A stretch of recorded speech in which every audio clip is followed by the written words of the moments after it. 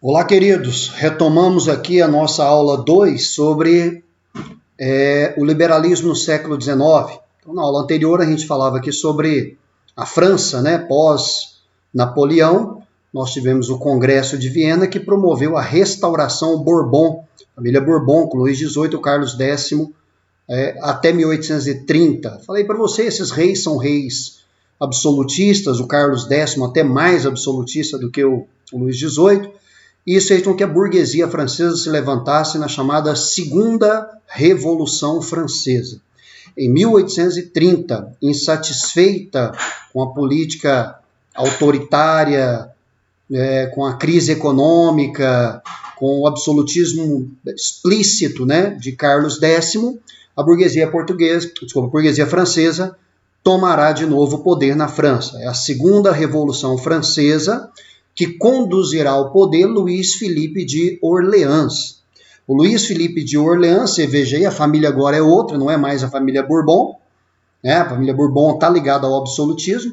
Essa família Orleans é a família nós inaugura na França uma monarquia parlamentar. Então, continua tendo um rei, é o Luís Filipe, mas esse rei é apelidado de rei burguês, rei cidadão, né? Até rolou, na época do Luís Filipe de Orleans, um ditado na França, né, dos seus críticos, dos seus opositores, que são grupos mais operários, grupos mais próximos das camadas populares, de dizer que, pronto, agora os banqueiros estão no poder. Essa foi a frase, o ditado que se dizia acerca do Luís Filipe de Orleans, o chamado rei burguês. O caráter de governo do Luís Filipe de Orleans é liberal conservador. Aí você fala, professor, liberal ou conservador? Liberal conservador. É liberal economicamente, né, liberalismo e tal, e conservador politicamente. Tá? O que é ser conservador politicamente? Manter voto censitário, manter as camadas populares distantes do processo eleitoral, restringir a participação eleitoral a apenas alguns grupos. Tá? Então, nesse sentido, é conservador. Tá? É um governo favorável à alta burguesia. Você tinha um partido na França chamado Feuillants, né? Então eles eram próximos dos Feuillants, e é uma oposição, vai sofrer uma oposição dos demais setores sociais. Claro, se é um rei burguês, ele não é um rei popular, não é um rei ligado às causas populares, né? Daí a oposição. Ele fortalece, diferente do Carlos X, o legislativo, que o Carlos X fortalecia o executivo, né? Então por isso que é uma monarquia parlamentar, a monarquia do Luís Filipe de Orleans. E ele governará a França de 1830 até 1848. Tá? Então, aí algumas características do governo dele. Voto censitário, é o caráter conservador, do ponto de vista eleitoral. Fim da censura, fim do catolicismo oficial, é um governo mais laico, né, de laicização do Estado.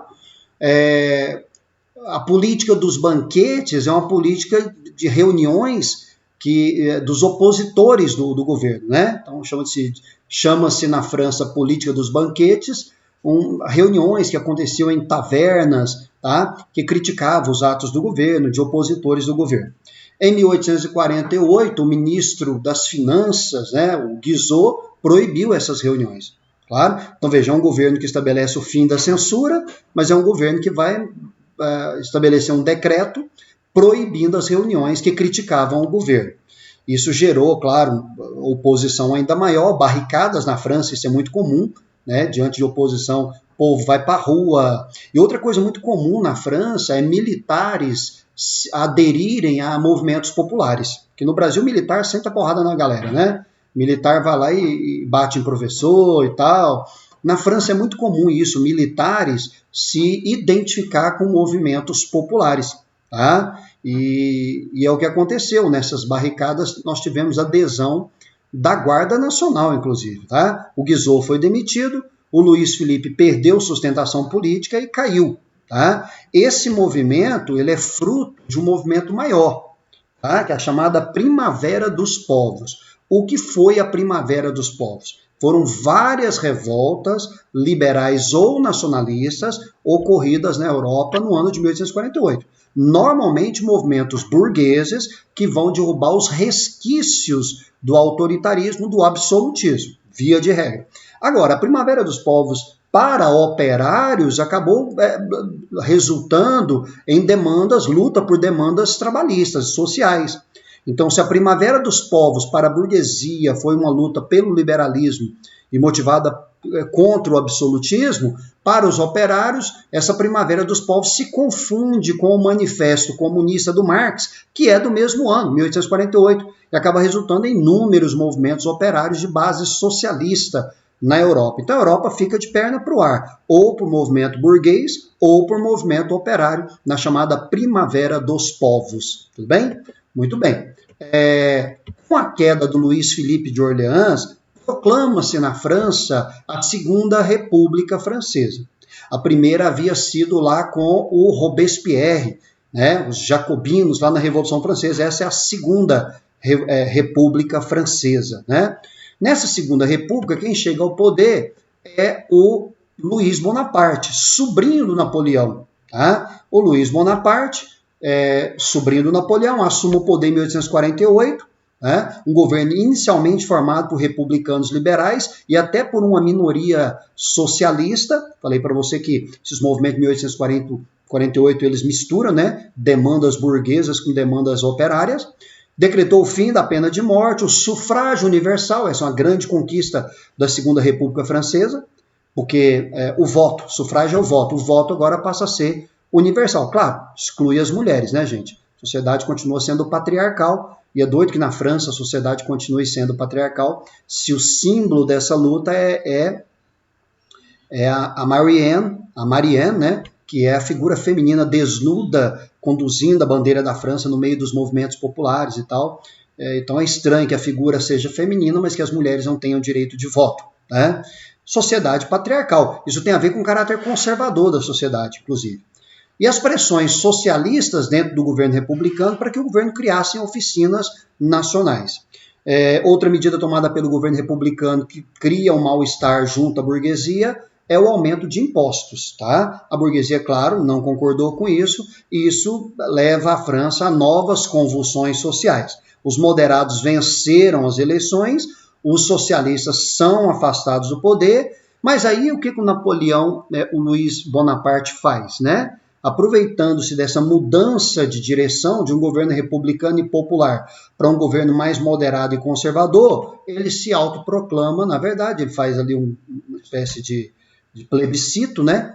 E ele é eleito, ele é transformado através de um plebiscito em imperador dos franceses. Ele que era um governo revolucionário, foi eleito presidente em 51, mas transformado em imperador em 52, tá? Então esses confrontos de um lado entre operários socialistas, do outro lado entre republicanos moderados, acabaram favorecendo a chegada do Luís Bonaparte na condição de imperador. Ele primeiro chega como presidente, né, e é transformado em imperador. Muito doido isso na França, é a segunda vez que isso acontece. A Revolução de 1789 lutava pela liberdade, igualdade e fraternidade e conduziu ao poder Napoleão Bonaparte. A Segunda República Francesa, próximo das camadas populares, sufrágio universal, essa coisa toda, acaba numa guerra civil, levando ao Segundo Império Francês. O primeiro foi com o tio, Napoleão Bonaparte, o segundo é com o sobrinho, Napoleão III, né? Se ele é o segundo, por que não é Napoleão II? É porque ele não é filho, ele é sobrinho do Napoleão Bonaparte, tá? Então, no dia 18 de Brumário, de Luís Bonaparte, nós tivemos aí o Segundo Império Francês, tá? A Segunda República dará lugar ao Segundo Império, transformado em imperador, inclusive com o aval da Igreja Católica. Essa é uma outra mudança, já que a Igreja tinha perdido as prerrogativas no governo republicano, volta a ter essas prerrogativas com o governo do Napoleão III. Perfeito? Muito bem. O Napoleão III, ele governará a França até 1871. Ele vai de 1851 até 71. Em 71, depois de 20 anos como imperador, o governo dele vem abaixo através de uma série de acontecimentos. Um desses acontecimentos foi a derrota que a França teve na Guerra Franco-Prussiana, na guerra contra a Alemanha. Na nossa aula de unificação alemã, eu vou te mostrar esse conflito, tá? Então a França foi derrotada pelo Bismarck na Alemanha no processo de unificação, em 1871. A Alemanha invadiu a França, né? O objetivo da Alemanha em 1871, na sua unificação, era, como de fato ela conseguiu incorporar Alsácia-Lorena. Então ela ganha a guerra da França, a Guerra Franco-Prussiana, incorpora Alsácia-Lorena, região de maioria germânica e rica em carvão e ferro, destrona o Napoleão II, o imperador, que inclusive foi preso, né, e humilha os franceses. Foi só isso que a Alemanha fez. Tá? Ela venceu a França, tomou Alsácia-Lorena, destronou o imperador, esse que você está vendo aí, o Napoleão III, que foi preso, e humilhou os franceses. Como é que o Bismarck, na Alemanha, humilhou os franceses? Coroando o Kaiser alemão, Guilherme, dentro do Palácio de Versalhes, que é a sede do governo francês. Olha o tapa na cara. Então, venceu a França, tomou Alsácia-Lorena, destronou o imperador e coroou o Kaiser alemão dentro do Palácio de Versalhes, que é a sede do governo francês. Claro, isso gera no francês um sentimento de revanchismo, que é um dos fatores da Primeira Guerra Mundial. Tá? Então, já criando um embrião aqui para a Primeira Guerra Mundial. Perfeito? Mas ainda no fio do nosso raciocínio, com a queda desse personagem que você está vendo aí, o Napoleão III, que foi preso pelo Bismarck, pela Guerra Franco-Prussiana, a França fica temporariamente sem um governo. Aí eclodiu um movimento popular em Paris. Em 1871, ocorre a chamada Comuna de Paris. As Comunas de Paris. As Comunas de Paris foi um movimento popular, revolucionário, de base socialista, de propostas coletivistas, que tomaram o poder em Paris por 65, 67 dias. É muito efêmera essa revolução popular de base socialista, mas ela aconteceu. Ela se aproveita da queda do Napoleão II e toma o poder, não em toda a França, é Comuna de Paris, que, aliás, acabou se configurando a primeira experiência socialista da história. Esse ponto aqui já derrubou muito aluno. Porque no imaginário geral as pessoas pensam que a primeira experiência socialista da história foi a Revolução Russa, né, de 1917, que nada, né, uns 50 anos antes aproximadamente, em Paris, na França, você teve a primeira experiência socialista. Qual o nome dela? Comuna de Paris. Ela durou 65, 67 dias e foi uma experiência popular, coletiva, de propostas igualitárias de base socialista. Né? Se tivesse dado certo o movimento, Paris e automaticamente a França, veja só, teria se tornado o primeiro país comunista do mundo. Veja que loucura, né? Por isso que hoje ainda, pessoal, só para que você tenha uma identidade, a França, né, mesmo passando longe de qualquer projeto comunista, né, de lá para cá, a França, que já foi governada por presidentes do Partido Socialista, a França tem um vínculo com questões sociais muito maior do que a maioria dos países do mundo. Entenda que o auxílio maternidade na França, a licença maternidade, é de 1 ano. No Brasil são 4 meses, né? Então tem uma série de coisas do bem-estar social, a carga de trabalho na França, com todas as reformas neoliberais. Hoje, a carga de trabalho na França é de 35 horas por semana. No Brasil, com a antiga CLT era 44, com a nova lei trabalhista, você pode ter até 70 horas de trabalho por semana. Na França é 35.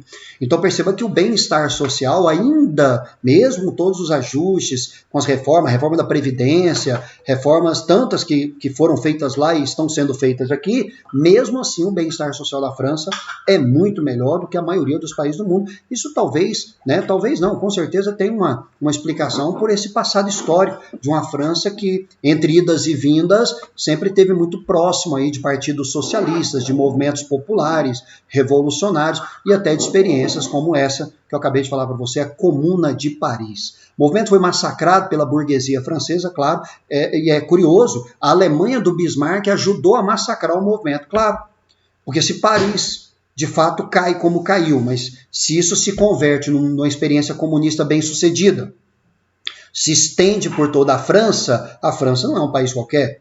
A França é o maior país da Europa, né? Da Europa Central. Então isso poderia bater as portas da Alemanha, da Áustria e de todos os países da fronteira. Então a Alemanha não tinha interesse nisso e acabou ajudando a burguesia francesa a massacrar o movimento das comunas de Paris. Estima-se mais de 20 mil mortos em 2 meses de movimento. Tá? Então foi um verdadeiro massacre.